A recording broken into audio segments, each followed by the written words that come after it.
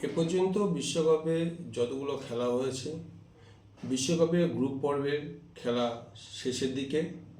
আর বৃহস্পতিবার ভারতীয় সময় সকালে বিশ্বকাপের ABC গ্রুপের খেলা শেষ।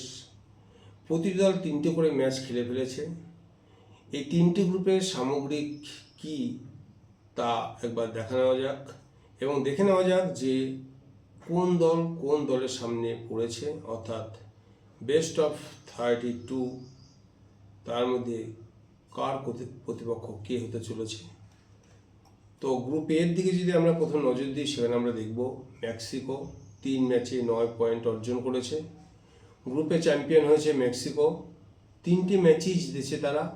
প্রথম 3 গ্রুপেই তারাই একমাত্র দেশ যারা 3টে ম্যাচেই জিতেছে।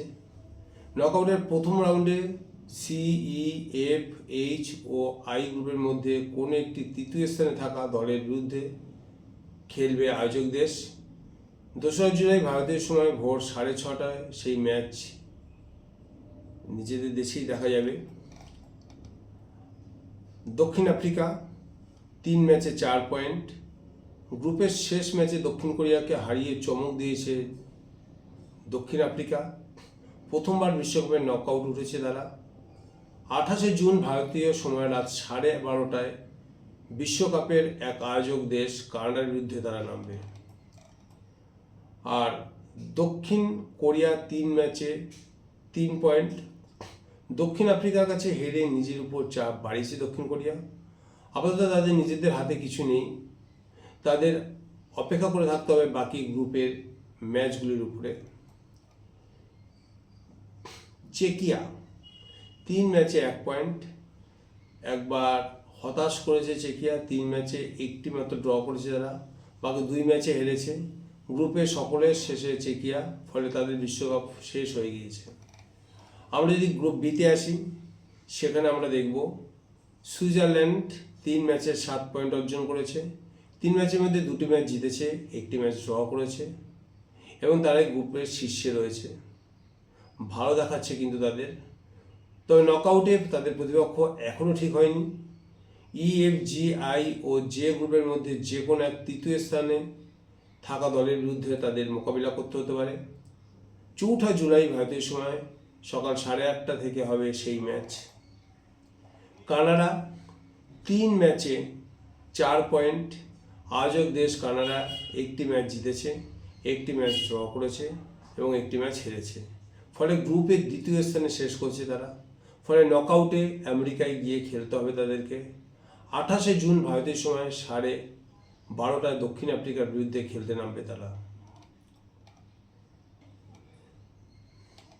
এবার যদি আমরা আসি বসনিয়া হার্জেগোভিনা 3 ম্যাচে 4 পয়েন্ট অর্জন করেছে, এবং বসনিয়া শেষ ম্যাচে কাতারকে 3-1 গোলে পরাজিত করেছে।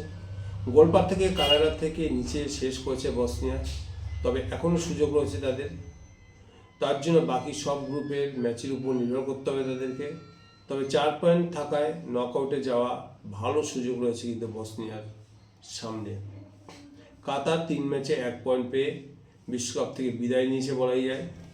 গ্রুপ সির দিকে যদি আমরা তাকাই, তাহলে গ্রুপ সিতে আমরা দেখতে পাচ্ছি 3 ম্যাচে 7 পয়েন্ট পেয়ে গ্রুপ চ্যাম্পিয়ন হয়েছে ব্রাজিল। প্রথম ম্যাচে মরক্কোর কাছে আটকে গেলেও পরের 2টি ম্যাচে সহজে জিতেছে ব্রাজিল। গ্রুপ শীর্ষেই শেষ করেছে তারা।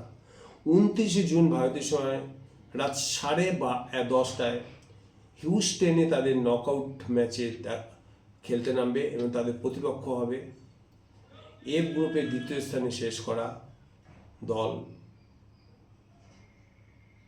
জাপান। ইতিমধ্যে জাপান কিন্তু 2nd পজিশন পেয়ে গেছে, এবং জাপানের সাথেই কিন্তু ব্রাজিলের ম্যাচ হবে হিউস্টনে রাত 10টায় 29শে জুলাই। ব্রাজিল শেষ ম্যাচে স্কটল্যান্ডকে 3-0 গোলে কিন্তু পর্যবেসিত করেছে, এবং ভিনিয়াস জুনিয়র ওই ম্যাচে 2টি গোল করেছে, যদিও তার হ্যাটট্রিক একেবারে অবধারিত ছিল। রেফারির এক ভুল সিদ্ধান্তের ফলে তার হ্যাটট্রিকটা কিন্তু মাঠে মারা গেল। মরক্কো 3 ম্যাচে 7 পয়েন্ট, ব্রাজিলের সমান পয়েন্ট পেয়েছে, গোলপার থেকে তারা দ্বিতীয় স্থান অধিকার করেছে এবং তাদের প্রতিপক্ষ হচ্ছে নেদারল্যান্ড। এবং এই খেলা হবে 30শে জুন ভোর 6:30টায় এবং